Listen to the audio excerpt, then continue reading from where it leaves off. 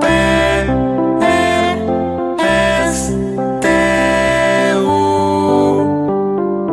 Ф, Г, Ц, Ч, Ш, Щ.